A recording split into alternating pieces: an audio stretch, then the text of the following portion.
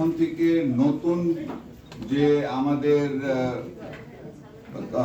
মানে আপনার কারখানাগুলি এবং বাণিজ্য ভবনগুলির জন্য যেটা নতুন প্ল্যানিং অ্যাপ্রুভাল যেটা নেওয়া হবে, বিশেষ করে আপনারা যেটা রাজুকের বাইরে যেগুলি আছে, ধরেন আপনার সারা বাংলাদেশে যেটা আপনার ওখানে ডিসি কমিটিগুলি আছে, যে ডিসি দের আন্ডারে যে কমিটি তারা পারমিশন দেয়, সেখানে আমরা আজকে সিদ্ধান্ত নিয়েছি যে আপনার যে প্রফেশনাল বডিগুলি যেটা আছে, ধরেন ইনস্টিটিউট অফ আর্কিটেকচার, তারপর ইনস্টিটিউট অফ ইঞ্জিনিয়ার, তারা কিন্তু তাদের একটা লিস্ট দিয়ে দিবে তাদের অথরাইজ কারা আছে, স্ট্রাকচারাল ইঞ্জিনিয়ার, ইলেকট্রিক্যাল ইঞ্জিনিয়ার, আপনার প্লাম্বিং, এমইপি, মেকানিক্যাল, ইলেকট্রিক্যাল, ওদের লিস্ট দিবে। এবং ডিসি যারা যখন দিবেন তারা দেখবে যে যে প্ল্যানগুলি দিয়েছে, যারা এই তালিকাভুক্ত যারা আছেন তাদের সই আছে কিনা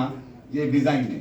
এবং আরেকটা জিনিস যেটা বলা হয়েছে, অনেক সময় বলা হয় যে সইটা আবার নকল করে দিতে পারে, তার জন্য একটা তো প্রথম তারা দেখবে যে সইটা যারা তালিকাভুক্ত আছে তারা কিন্তু লিস্ট করেছে, তাদেরই সিগনেচারে প্ল্যানটা সাবমিট করা হয়েছে, দাখিল করা হয়েছে। তার সাথে সাথে তারা কিন্তু আবার ওই প্রফেশনাল যে অর্গানাইজেশন তাদের সাথে তারা কিন্তু ভেরিফাই করবে যে আসলে এই সিগনেচারটা সঠিক কিনা। যদি সে তারপরে তারা প্ল্যানটা পাস করবে, এটা হলো একটা সিদ্ধান্ত। দ্বিতীয়টা হচ্ছে যে আপনার যে পূর্ত মন্ত্রণালয় আছে তারা কিন্তু আপনার আমাদের যে আপনারা জানেন আমাদের একটা আইন হয়েছে, বাংলাদেশ ন্যাশনাল বিল্ডিং কোড। এই বিএনবিসির আইনের আরেকটা জিনিস আছে, দ্যাট ওখানে আমাদেরকে একটা অথরিটি করার কথা, বাংলাদেশ বিল্ডিং রেগুলেটরি অথরিটি, বিডিআরএ।